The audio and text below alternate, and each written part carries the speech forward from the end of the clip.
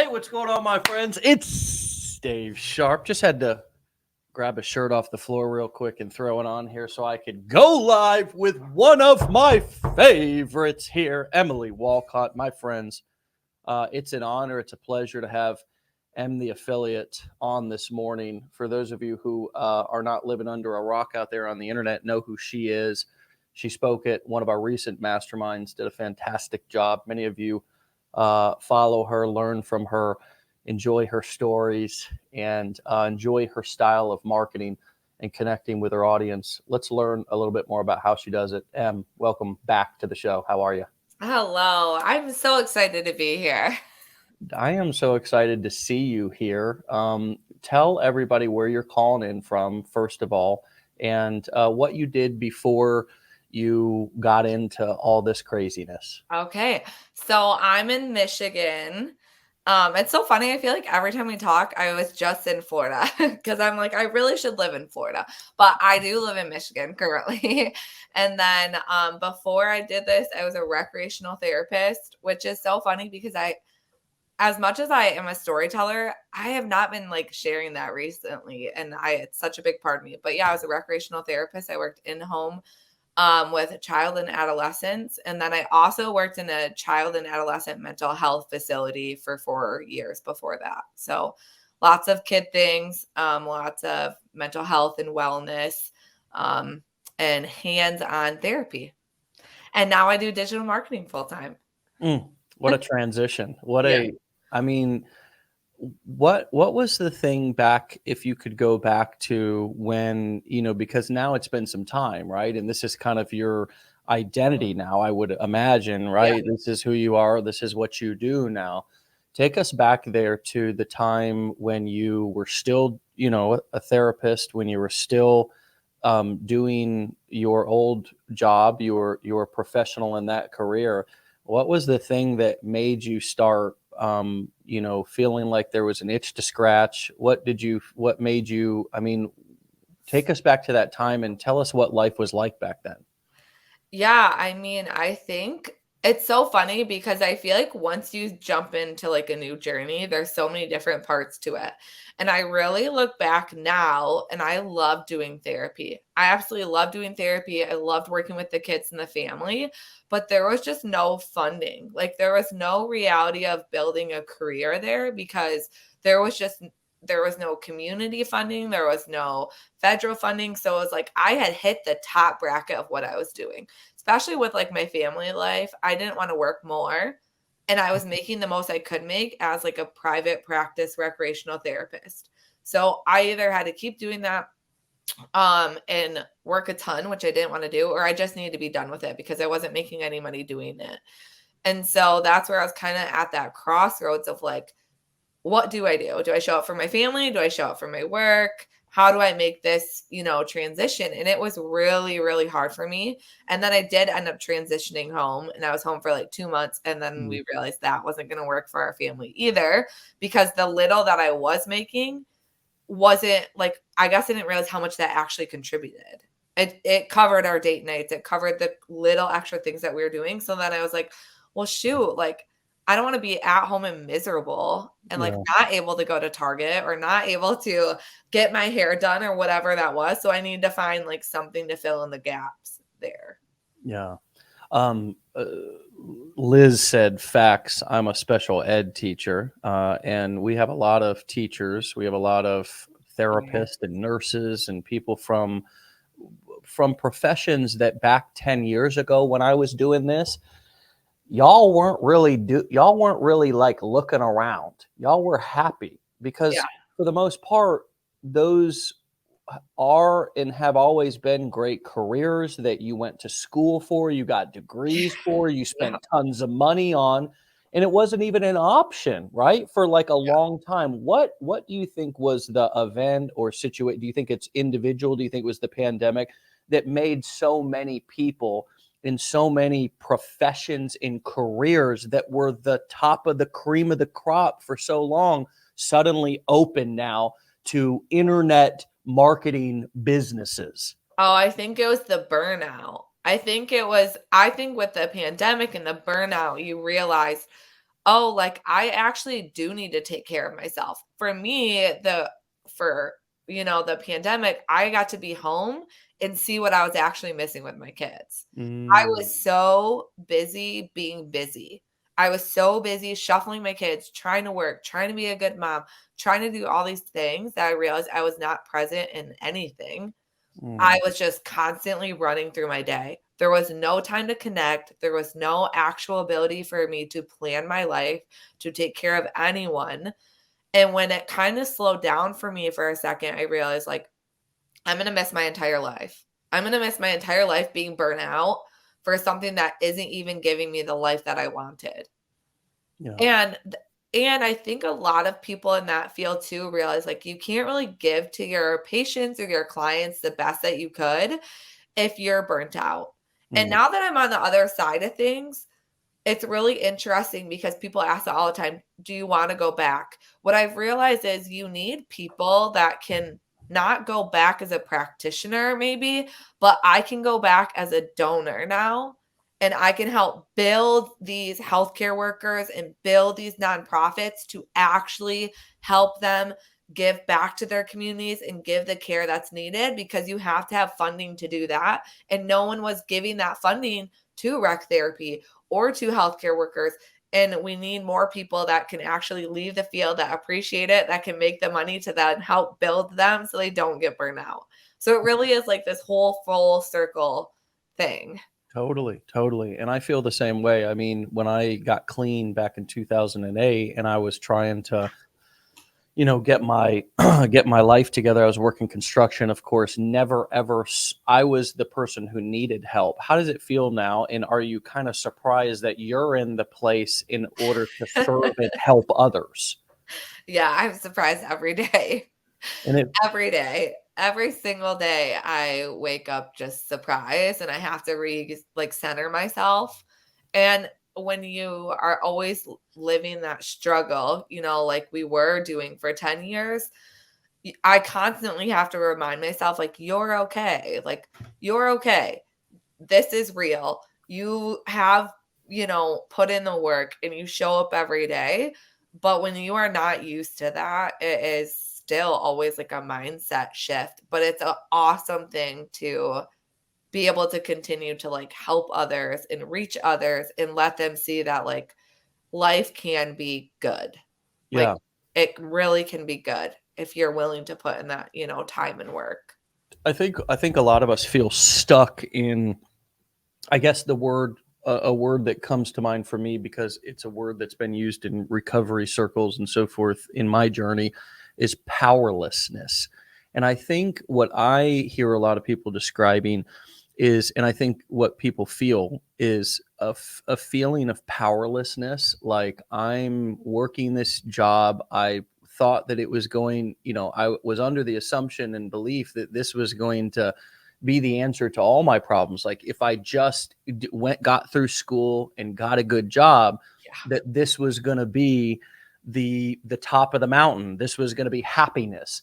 And instead, I'm finding myself in survival mode. Are Yes. you hearing that a lot out there with your audience? And what Yeah. what are some of the words and terms and things that you're hearing people describe? Is survival mode one of them? Survival, survival, survival. And just like, I mean, we were there. I was in the exact position that I had prayed and hoped to be. My husband had opened, his own thing, and he was at the top of his level that he thought he was going to be. And we thought that was going to make everything right. Like we did all the right things. Yeah. We were pushing forward, and that's you always just I always hear like, well, it's gonna get better, or we're gonna get there, or just another year, or just another Right. step up the ladder, and that's gonna make the difference. And I felt like that. I did all the steps. I did the internship. I got the job. I moved to the private practice. I was willing to do anything that anyone wanted me to do to build something bigger, but the reward was truly never there and nothing was changing Yeah.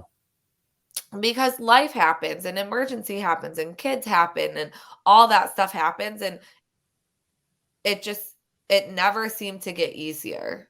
Yeah. Nothing ever seemed to get easier. And now I truly believe that that's just the way it's supposed to be. If that's the way people want it to be. They want you just to live that life where it never gets easier, but you're willing to do it. Yeah. It never gets easier, but you keep putting in the time. It never gets easier, but you still show up and feel like thankful for that. They Yeah. like, people want you to feel like, oh, you're doing the right thing, when really you get home at the end of the day and you feel terrible and you feel burnout and you feel tired and you feel disconnected and you don't feel like you are the parent that you want to be. But we all just feel like that's just how it's supposed to be. And there's no getting out of it. I Yeah. truly felt like that. Nothing was going to change. Yeah. I don't know Hey, how it's ever going to. just a quick timeout. You guys see this Dave Sharpe who's messaging you? Can everybody go and report that profile right now? Because this is a real, can I just say it? This is a real low life scumbag who's on our live right now, who's posing as me, please, my friends, there's 595 of you on here right now. We need to protect each other from these actual scammer scumbags out here who are posing as me. They're probably posing as you, Em. And just because you got into being an entrepreneur does not mean that you all of a sudden became naive and dumb. We have to look out and use common sense out here. I do not private message or direct message anyone on the internet. I do not ask anybody to message me. I'm not in any way whatsoever ever into crypto, ever into anything except legendary marketer. And I can't speak for anybody else. I can only speak for myself. I just wanted to, that's my kind of public service announcement. Commercial, now back to the regularly scheduled program. But I Em, make that every day. yeah. I mean, it's Every like, day. God, I don't do any of those things. I show up every day to help you. That's where you need to be. Yeah. So the people are relating though to the, the survival mode, to the burnout, and also what is really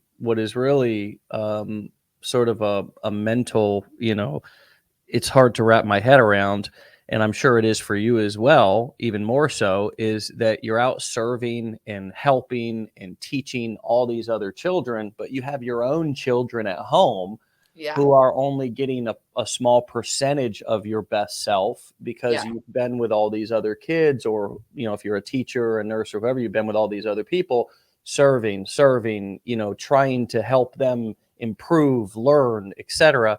And then, and I know that because my wife's mom was a teacher growing up, and she went in to New York City, came back to Jersey, so there was a lot of travel included in the daily kind of job, right? And that's got to be frustrating, right? Because you come home and your children are only getting a small percentage of you, while you just spend 8 hours serving and teaching, somebody else's kids or somebody else's family members. Yeah. And I mean, you get out touched, you're frustrated, you're easily angered. And I'm not perfect. I'm still not, like great, but I'm so much more aware of how like the little moments do impact them. Like if you're constantly all night, you're home and you're like, no, go do this, go do that. And you have to do dinner and all that stuff. You have no extra time with them. Like that really does impact them. And you can't serve anyone well. When you have an empty cup, you cannot serve anyone well. And I think that's the whole cycle of, as parents, as husband, as a wife, when you are just constantly running and running and you don't have any time, you just end up not serving anyone well. And at one point you have to step back and say, is this what I want to do for my whole life? It's not be able to really ever be that present person or that connected person. I'm just going to keep running and running. And at one point, you just have to make the change. You have to say that I cannot do this anymore. And it's not just for you, it's for everyone else that you are seeing throughout the day. I don't care if it's the barista I see at the coffee shop in the morning. If I'm continuously doing that, 2 weeks down the road, I'm probably going to be rude at one point because I'm going to snap because I'm tired and exhausted. It's a whole world cycle that we're doing. And if we could just be that catalyst or that one person that chooses to slow down and change your life, it's going to impact so many more people. And I love, like, that's what I love seeing, is I love seeing the mom or the dad that has taken this opportunity to become an entrepreneur and then say, you know, like, I'm connecting with friends again, or I'm able to be at my church more, or I'm able to serve, you know, a neighbor who's going through a hard part. None of us can do that half the time because we're sober now. And because of this opportunity, I've been able to change that aspect about me. And that is life-giving in and of itself. Talk to us a little bit about how your marriage has changed and how your relationship. I mean, for us adults, romance, our sex life. I mean, these are things that we don't, maybe it's not Yeah. in the past generations. It's not really been like super uh what do they call it, socially acceptable or whatever, politically correct to I'm kind of so over anything that's socially acceptable now. talk about these kind of things. But how has your marriage changed, improved? How has your spirit and soul and your connectedness to your wonderful husband, who I met, Yeah, he's had the great. opportunity to meet when he came down? How has that evolved and changed? And what would you recommend to people right now who are feeling like they're on the path to divorce, and there may be some hope that they can't see in their future?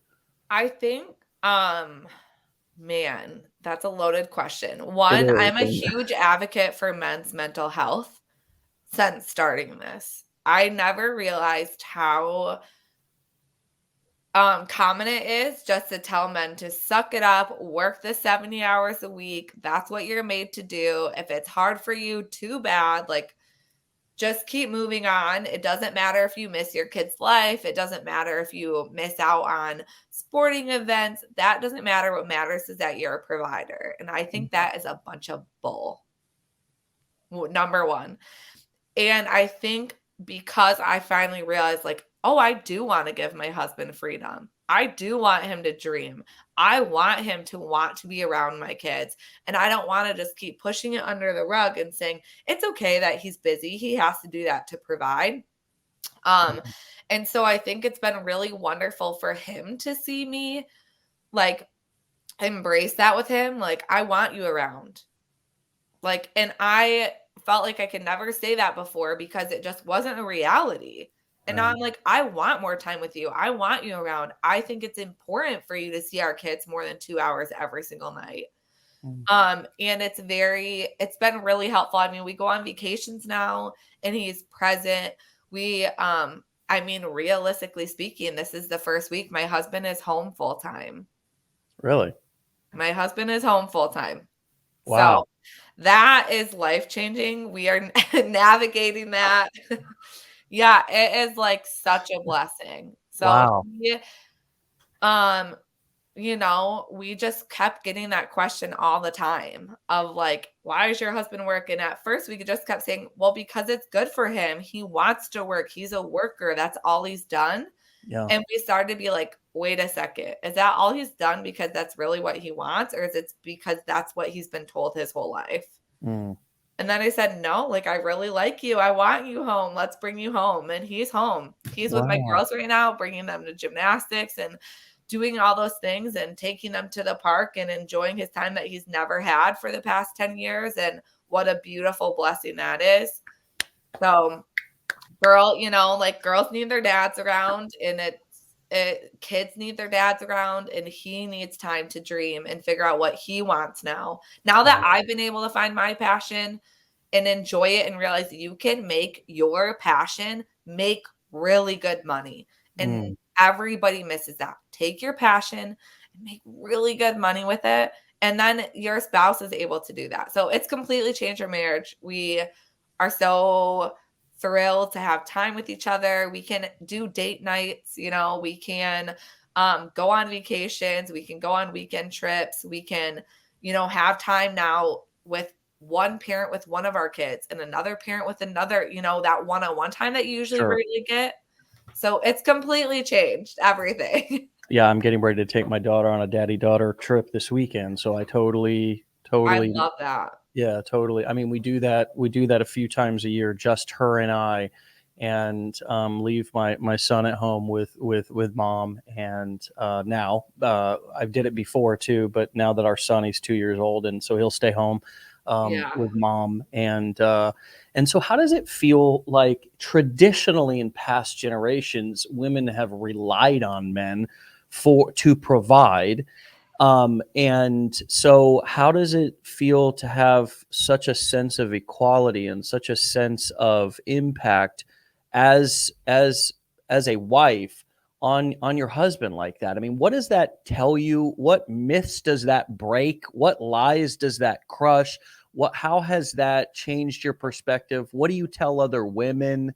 I think I find a lot of women that secretly, deep down inside, want to be badasses. They want to make money.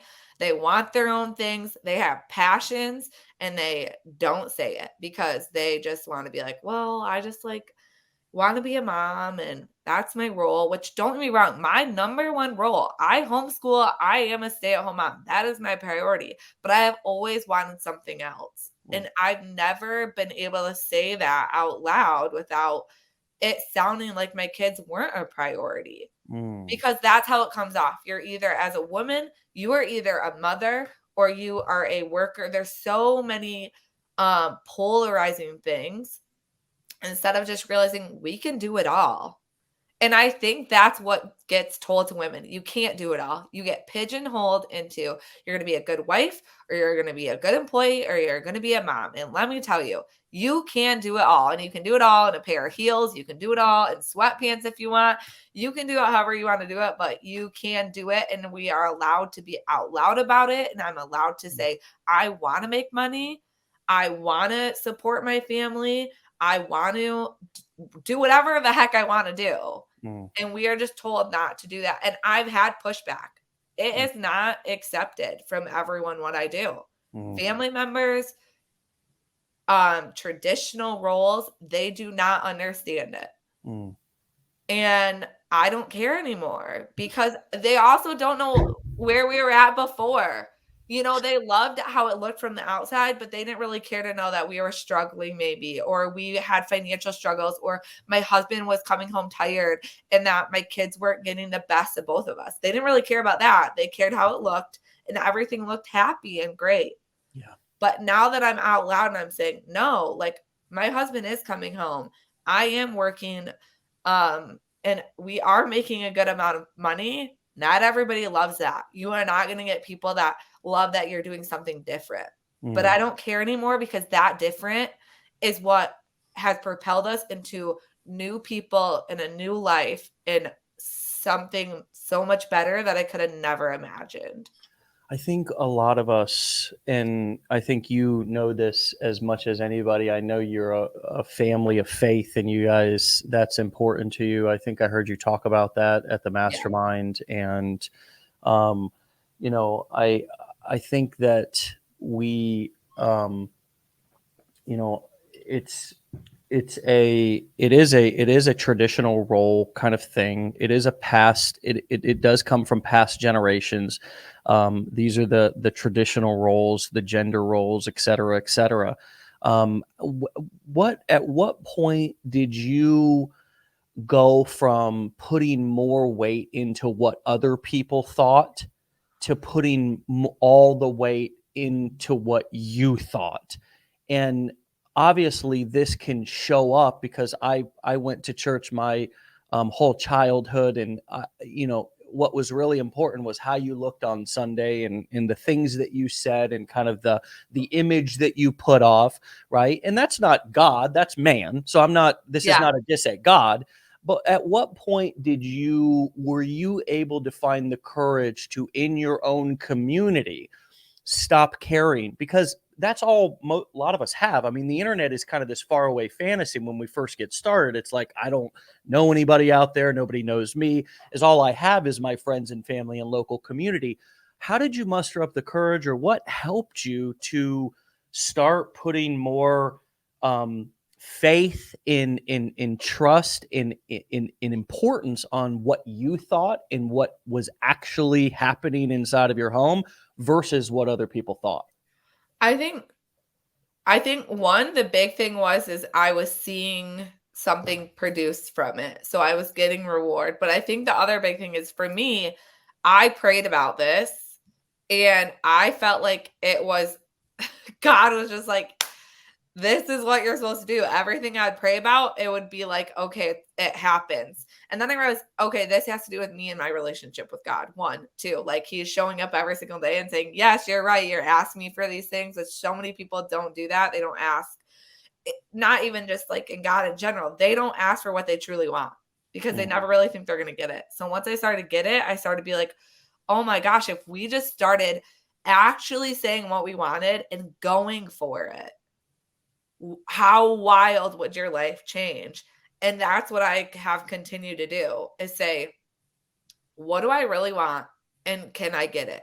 And then I set goals and I hit those things. And I'm like, why are people, not doing this? And that's when I realized no one else is helping me get to those goals. Not a single person is going to help me get to those goals. So their thoughts, their actions, none of that is helping me. So why am I worrying about that? Everything is such a facade. I know that no one really knew exactly what was going on in my household. And I know I don't really know what's going on in other people's households.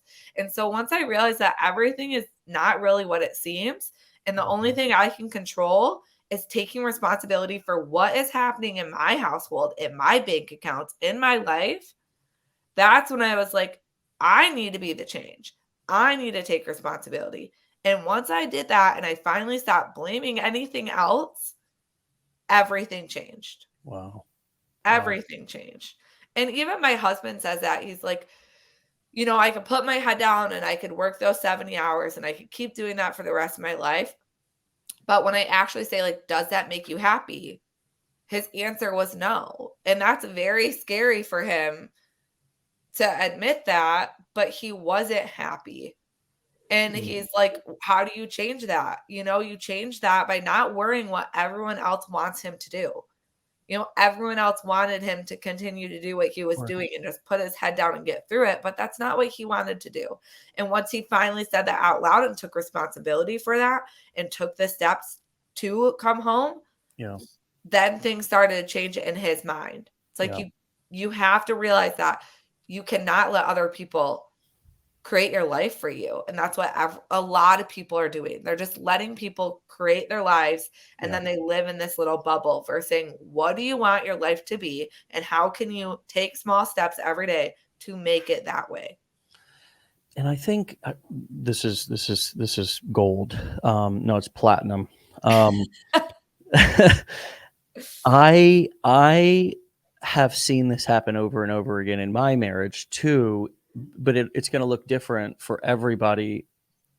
When I start to tune out all of the noise and I just get connected to my wife and learn how to communicate with my wife and learn how to figure out what I want and then ask what she wants and be in reality. This is one of my wife's big sayings, be in reality, Dave, right? Because, it was not only a difficult thing for me to get into reality because I was in survival mode in lots of different ways for a long time. So I sort of created my own reality. And sometimes that was disconnected from what she was going through, right? Yeah. And what was really happening inside of our home. And part of that was because I was trying to please all these strangers.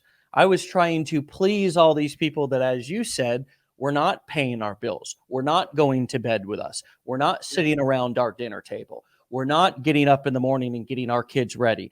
We're not, et cetera, et cetera, et cetera. But for some reason, it was their voices that were dominating my head. It was them that I wanted to please. It was them that I wanted to make them proud of me. I wanted to impress them, right? And and by doing that, my marriage suffered. My connectedness to my wife suffered, and we weren't communicating. And we never learned really. Let me speak in I, me, my terms. I didn't learn how to communicate because I was listening to everybody else.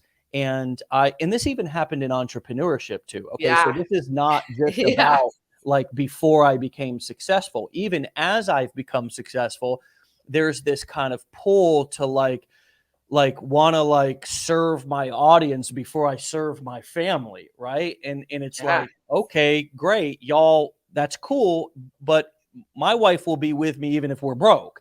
And so I need to figure out how to communicate with her and figure out what we want. Um, Quieting that noise Yeah. realizing that I'm trying to impress all these other people and live up to their expectations felt like a never-ending hamster wheel. Can you relate to that? What comes up for you as I say that? Well, when you said that, I would say that is one of my number one tips when you are creating content or you are an entrepreneur in any space where you are on social. So I feel like anytime that I'm comparing myself to anyone else, anytime I am looking at anybody else in the same realm as me, and I am trying to make my content what I think it should be, or because someone else is doing well, I fail horribly. My numbers dive. I don't feel good about it. I have content block. Like, I can't do it. And the second I put on my blinders and say, this business is for me and me alone, this business is my journey. My content is about my story and what I want to put out and what I want to present. My videos take 10 seconds, the time that I put into my business is less because I'm not trying to make it what everyone else wants to make their business. I make my business what it is for me. And I feel like when I do that with everything else, like even when I segment like my relationships with each of my kids or my husband or my mom, like, what do you want out of that relationship? I say the same thing to my business. What do you want out of my business? I say the same thing to my social media, different platforms. What do I want out of this platform? What do I want out of this account? And I shut all the noise off. And that is not easy. But I tell people this daily. I'm like, stop looking at everybody else. It's like the runner who's constantly checking behind them. You just keep going 2 steps back. And I know that I do it myself sometimes, but the second you just totally commit to yourself and believe that you are going to make this what you want to make it, it comes out. It comes out in your content. It comes out in your relationships. It comes out. And so I think, like you said, people should listen to this and be like, everything I listen to, I switch into how do I use this for my business? And that's exactly what it is. When you are committed and devoted, you want to see that through with a certain goal. And you can do that with your business, just like you can do that with your marriage, with your children. You have to put on the blinders. And sometimes people don't love that and it doesn't feel good. And you feel like, I want this or I want that. I mean, you can find community. And you can use good people that are doing what you want to do, people that are in, the same situations as you to bounce ideas off. But like you don't want to be using what they're doing. You want to be doing what you need to do for your business in your direction. Yeah. And I see this all the time. I mean, we've got a company out there who every single person that we let go here at Legendary, they hire them, right. And try to copy what we're doing. And it's just, I don't dislike that. I feel bad because nobody's ever, as a marketer, as a business owner, whatever, you're never going to step into your real potential until you really figure out what your true, you can call it authentic voice or message is, but until you really find what feels natural to you. Right. Yeah. And I think that's another word, like in this world of everything's fake. Everything's a facade. Everything is like, it's just doctored up, It is. I mean, we do it to ourselves. We do it to, it's all over social media. It's all in our communities. It's just putting that, it's that first impression, but then it becomes that second impression, third impression. And we just are always trying to make a good impression instead of paying attention to what our needs are, what our wants are, what our natural message is. What did your first marketing content sound like? And how was there a moment, was there a phase, was there a season that you began to find your natural message, and kind of how did that go? Like, what did that look like? And what was it like at the very beginning? And was it uncomfortable? Oh, yeah, I was like, well, one, I was like really vulnerable, which honestly, I felt like I could be like that because I hid all my stuff. Because I wanted the freedom to create, and I still feel that way. For me, it's a freedom, it's creativity. It's the only way I'm creative. I'm not creative, like I can't draw a stick figure for goodness sakes. Like I am not creative. So it was super uncomfortable. But I still had fun with it. Like, I don't feel like I put this wild amount of pressure. I was just having fun with it. But for me, it was more like every video I did was like my true feelings, what I felt, how I was struggling. And I never had a release for that before. So it Mm, was really uncomfortable. But the more I did it, the better I felt and the better I articulated and shared my struggles or my wins. I had more people relate to me that way. And the more I became vulnerable, the more I saw other people relate. And then I felt more secure in myself. I'm not alone in this. Like, there are other people that are just like me. It's okay to want these things, it's okay to feel that way. And it was like really interesting too, because I always say, like, there is a huge community out there, and I just wish people would use it in the way that they could use it. Because for me, I found other people that were doing the same but similar, or similar but different things that were totally different backgrounds than me. And they had totally different messages. They felt differently about how they ran their business, but I could see that they were being vulnerable and they were sharing their stories. And then I felt encouraged by that as well. mm. And then you're just like, wow, everyone's out here showing their true self. How cool is that? Like, I can actually trust these people because I know their bad stuff right off the bat, and I know their good stuff. So I want to win with them too. Yeah, yeah. So Isn't it that was very odd? uncomfortable. Isn't that weird when you kind of grow up with people, or like you've known people for like years in your local community, and then all of a sudden you pull open TikTok and you follow somebody for a week and you feel more connected and like you know more about them if they're being vulnerable, if they're Yes. being fearless, right? Than this individual who, is this kind of maybe even a community influencer or something inside of your community. All of a sudden, you I think when you get a taste in a you get to see what vulnerability looks like and feels like, true vulnerability, true honesty, Yes. right? That's wrapped in positivity, not vulnerability that's looking to manipulate you or looking to, be a victim or anything like that. But I'm talking about vulnerability in the sense of Oh, how yeah, I used to be so, like, not curated, but the photos I would upload on Facebook were our highlight reels, our holidays. Like, I always had to have my makeup done, and, like, once I realized that's not what content is really for, like, if you really wanna be true, like, just showing up and showing, like, I am messy today, my house is messy, I don't typically look like this. That's what I mean by, like, being vulnerable. I don't have to go spread all my dirty little secrets, but just saying, like, "This is me. Like, this is what I look like." Now, don't get me wrong. I love me a good filter, okay? I do.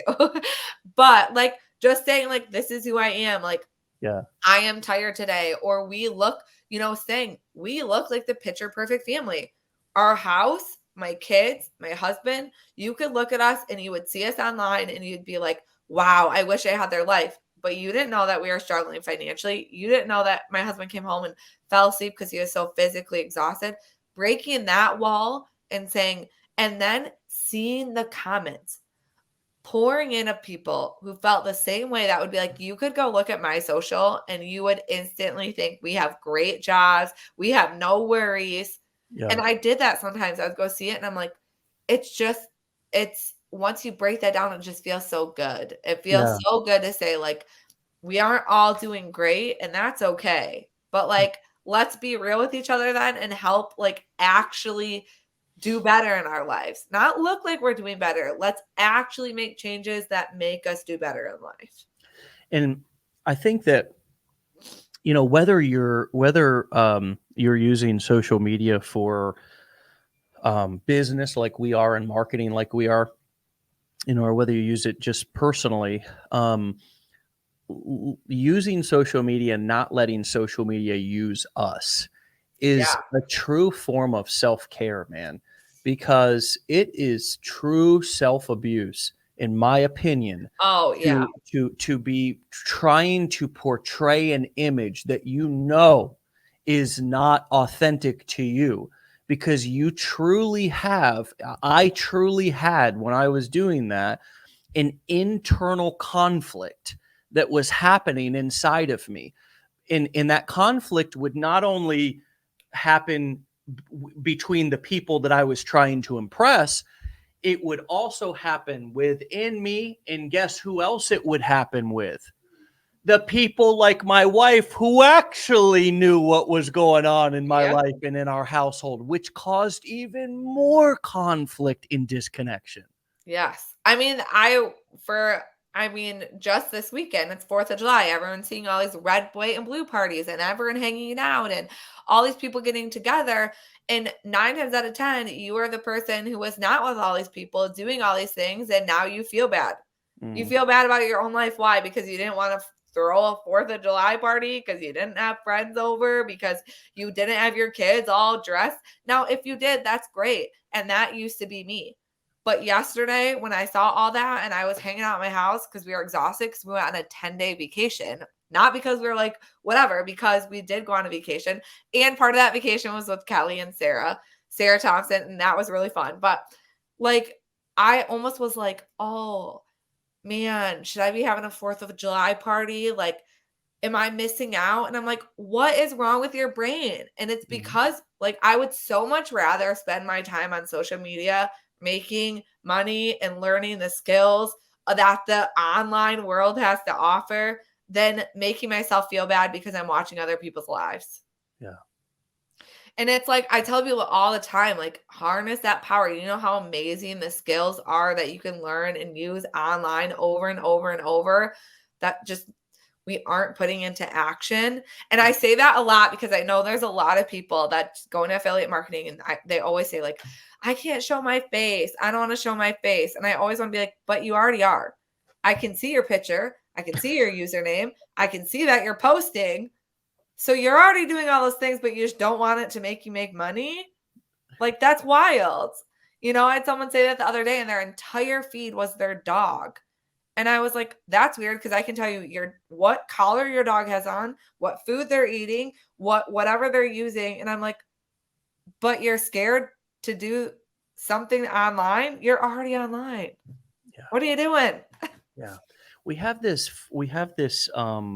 idea, I think, and a lot of it is just, again, other things that we see and read on social media that we just take at like face value, right? That, I see people like copy and pasting these, like, I do not give Facebook permission to share my pictures and use my photos. And it's like, well, but you signed a user agreement when, these guys are not dumb. They're not.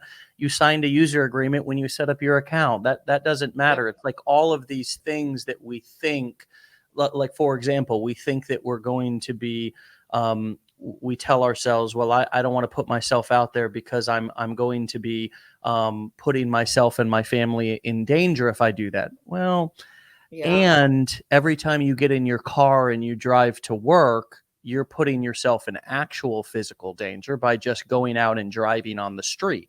Yeah. When you're sitting inside of the physical location, you're putting yourself in danger because maybe there's going to be an active shooter or something inside. I mean, anytime you open Google, you're pinning a location. So there's no difference.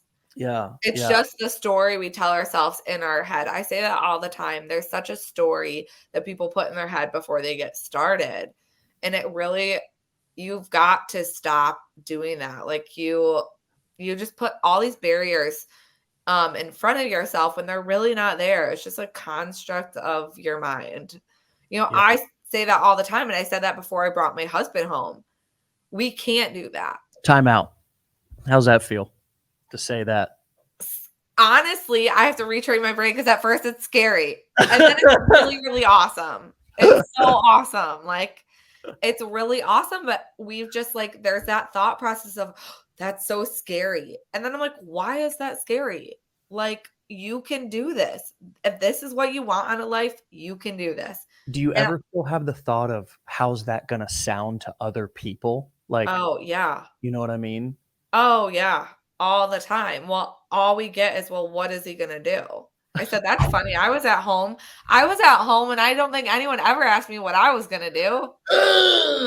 They just, they assume you take care of the house and you help with the kids. But now everyone's like, what are you going to do? And he's like, what do you think you think I'm just going to like lay on the couch and like I'm going to wither do away? the dishes. I'm going to play with the kids. I'm going to have sex with my wife. I'm going to like play in the backyard. I'm going to do all the stuff that you would like to do. But it's crazy. He's like, I'm going to have the best grass in the neighborhood. He's like, I can do, so many people want to do that. And then their whole weekend is spent doing that. It's like, I'm going to live my life and I'm going to be able to have lunch and I'm going to be able to go on vacations and I'm going to be able to play golf. And people still, they look at him like he has lost his dang mind. They're like, I just don't know how would you ever live life like that? And it's like, or just be like, that sounds really exciting. Yeah. It's really so exciting. It's hard to find people in this world. I want everybody to listen to this real close. I'm going to bring the micro. Maybe I should even come in close on the camera. It is so hard to find people in this life who will be genuinely happy for you to be happy. When you find those people, you hold on to them. You hold on to them like nobody's business, because it is hard. Now, if somebody doesn't genuinely want you to be happy, it doesn't mean that they're not worthy of still friendship and love, but it does mean that I need to be very, very careful with what I share with them, because they have not proven that they are a safe person to handle my dreams and my goals and my aspirations and the things that I want. And if those things are the most precious things, my freedom, my desire to have my husband home with me more, all these things that I want, if these are the most sacred things in my life, it's also my responsibility. And I learned this. I had to learn this the hard way over and over and over again. I need to be a little bit more careful about who I share all this shit with, right? Because it's not even that they're not worthy, it's that they're not capable. You know what I mean? They're genuinely just not capable of handling that sort of sensitive, confidential. They don't have that, what is it called in the government? That safety clearance, they don't have that level of clearance to be able to handle. Have you had that happen to where you've had to learn the hard way and you now are starting to be a little bit more protective over who you share what with? 100%. And I understand a lot of times it's not their fault. But I've realized that because I place them in such high esteem, that when I do share that, if they place that seed of doubt in my mind, it can destroy me. And I think that's what really made me wait so long to get my husband out of a situation that wasn't necessarily healthy for him, is because the second I would bring it to someone, it was always, that's crazy. That's why. What is he going to do? How is he going to do that? Like, are you thinking long-term? Are you thinking retirement and all this stuff that I'm like, yeah, I actually am. And that's why I'm like, let's do it, And the second I put that in their hands and I love and trust them, and then they give me that doubt because they don't understand it, that carries so much weight for me. Yeah. And that's when I realized, like, I can't say it to certain people because it will affect me and it will affect my thoughts. And then I will go to my husband and I'll share that. And then it's a whole cycle. And I've realized, like, I just need to be bold with myself. For me personally, I pray about it and I actually trust my intuition. For the first time in my life, I can trust my decisions and my intuition. And holy cow, is that freeing. I learn mean, to trust yourself. I yeah. preach, girl, preach. And Ah, not have the guilt of like, was that the right decision? Am I doing this? Just knowing like you are doing this and you've made these decisions slowly every day for the past year and couple months, and look at what's happened. yeah, Give yourself like, I say that all the time to other people too that are starting this journey. Like, be proud of every day that you showed up and made that little decision. Like, because it adds up and it changes who you are in your life in all the best ways. But you just don't understand how freeing it is to trust yourself. yeah, Like, I just had no idea like yeah. how wonderful that feels. Amanda said, I'm sad this week because I realized that the person I was most hopeful for doesn't share my perspective or ideas. And, um, you know, when I first started out as an entrepreneur, uh, my wife was a social worker. She was a case manager and then moved up to a supervisor inside of a homeless shelter. And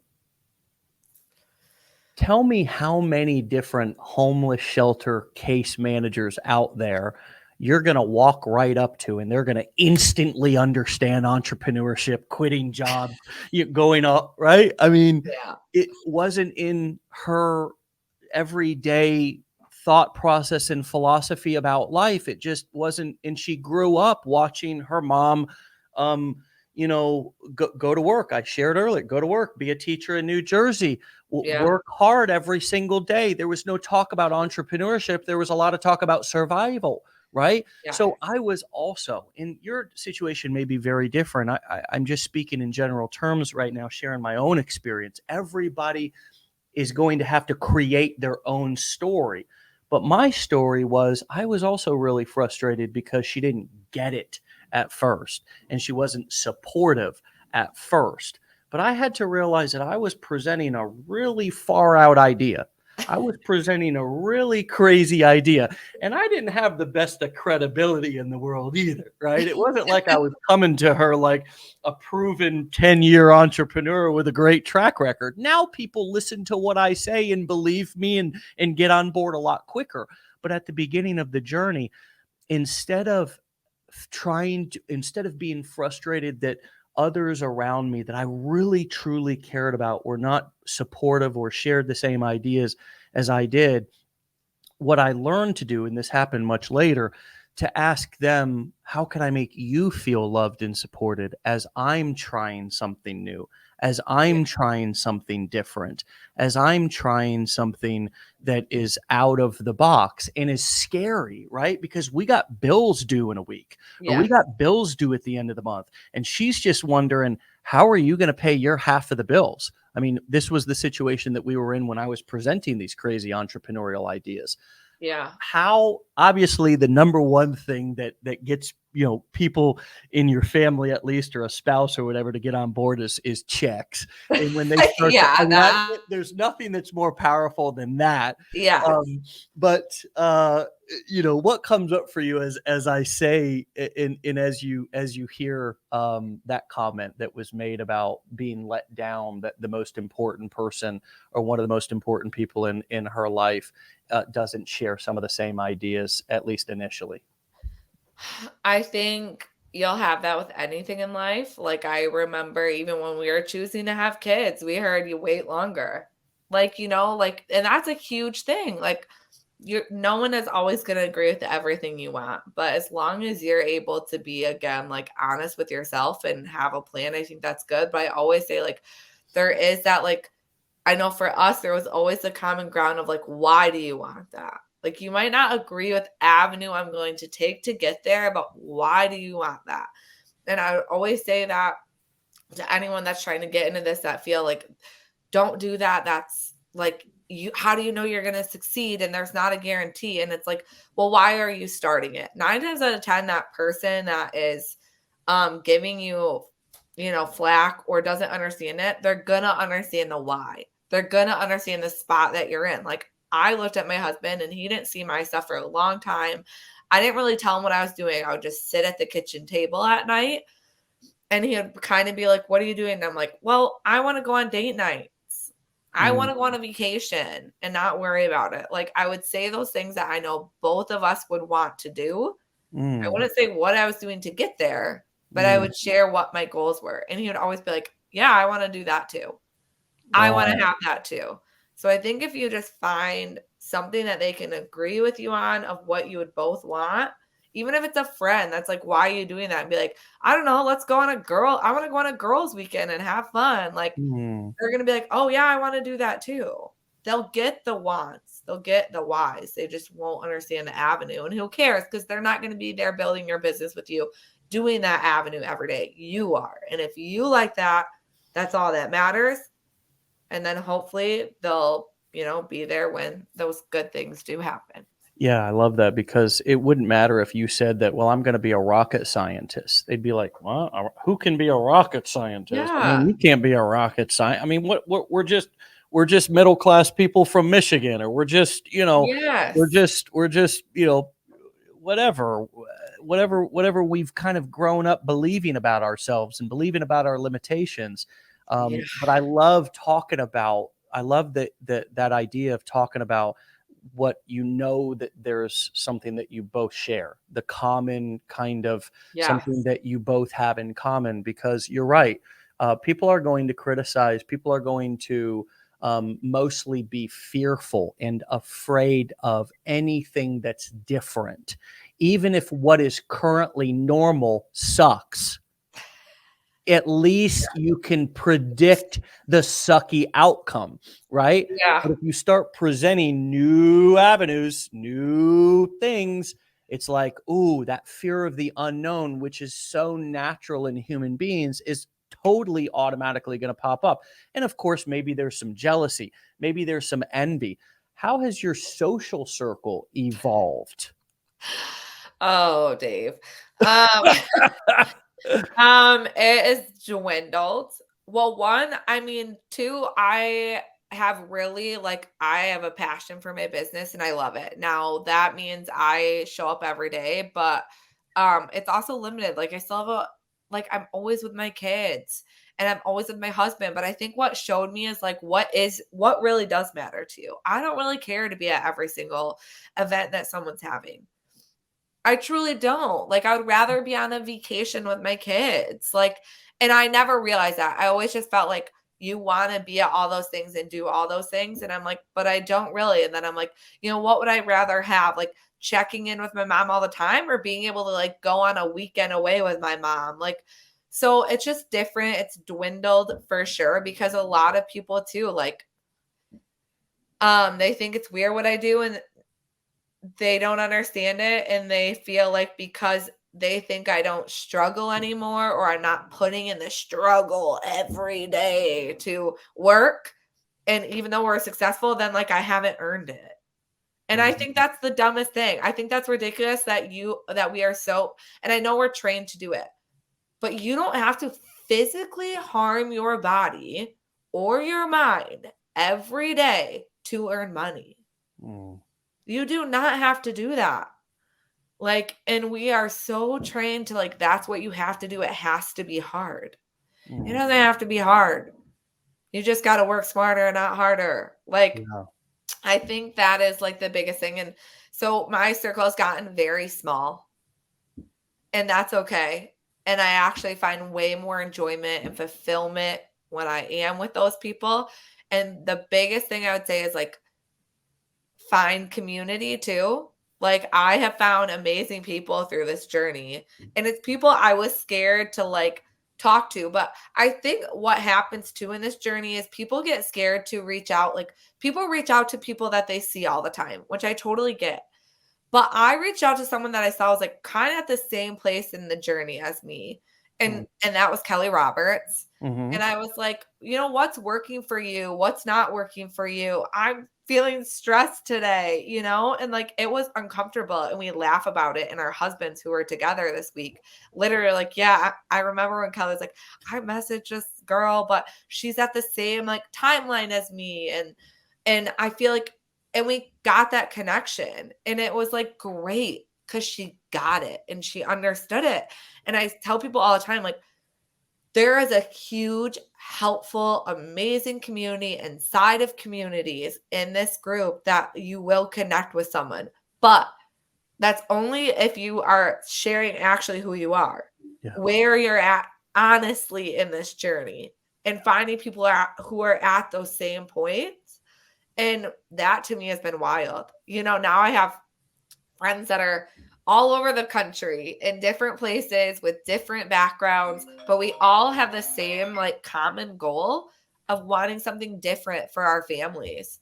Yeah. And I love finding more women and men that are like that are finally seeing like, I want a different future. I want a different life. And once you surround yourself with those people, like there is no end in sight. There is no limit. And it's amazing to see people that are like, no, if our family wants that, we're going to do that. Yeah. We're going to get there. That's going to be our lifestyle. And Mm. there's no question about how we're going to get there. There's just like, that's what we're going to do.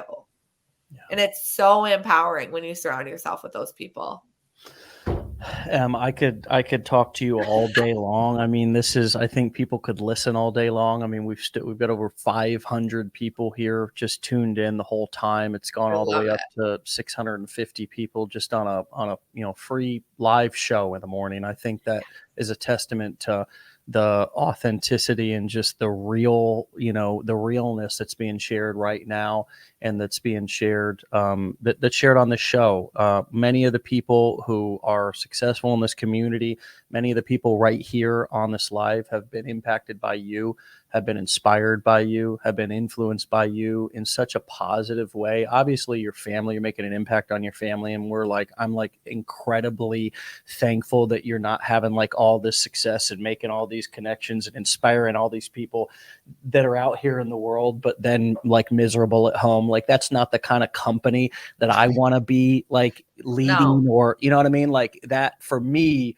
that would be a disconnect with my heart and my soul, is that if I knew that we were all out here having success, but like everybody was on the brink of divorce, and you know what I mean? Like our kids hated us because we were, never there, but this culture that we have, this message that we're spreading right now, the message that you're spreading is that, as you said earlier, you can have it all. You can have it all.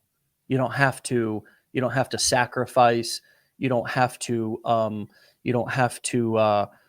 You don't have to compromise. You don't have to compromise anymore. What comes up, the final thought, I actually have one question after this, but what comes up for you when you hear the word compromise and you hear me say that we don't have to compromise anymore? What comes up for you? I feel like, I just wish that we have so many goals for our kids, but would you ever tell your child to compromise? Would you ever tell your child? I could never look my child in the face and say, that dream's just too audacious. I would say, baby, run, fly, flap those wings. You've got this.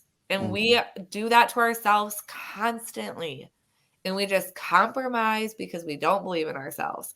And I want to be who I am for my kids to myself. And I want to be that for every woman or man that's on here, and say, like, what would you say to your 5-year-old self? And it would not be compromise. And you still can do it.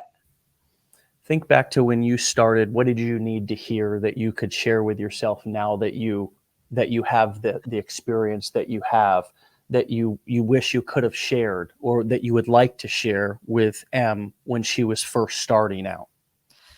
It's worth every minute. It's worth feeling like bad because you took 10 minutes to film a video. It's worth the 45 minutes of learning a new skill. It's worth every second of feeling maybe confused at first, because it all comes together. And it's worth it. That little voice that you have that keeps telling you this is right for you, and you keep hearing it and pushing it away, and the little voice that tells you you can have it all and this is the thing for you, it's right. And it is worth listening to. That is like really what I wish. And don't get me wrong, I didn't have like a slow start into my journey, but I just still was questioning myself. And I just wish I would have been like, listen to yourself, listen to it, listen to it, listen to it. It is worth every single second you put into it. Mhm. Every single second you say, stop, I want to work on my business for 1 minute. Like those 10 minutes are okay. And it is worth every single second because it's going to give it back to you in tenfold. For I'm sure. so glad that you're listening to that voice now. It's the ripple of that has been so visible, like just the amount of people who love you, who are following you, who are inspired by you. So what I know is that it's just the start. So stay legendary, my friend, and I'll talk to you really soon. Okay. Thanks so much. Thanks for having me. All right. And we'll talk to you later, and tell your hubby, Caleb, right? Yes.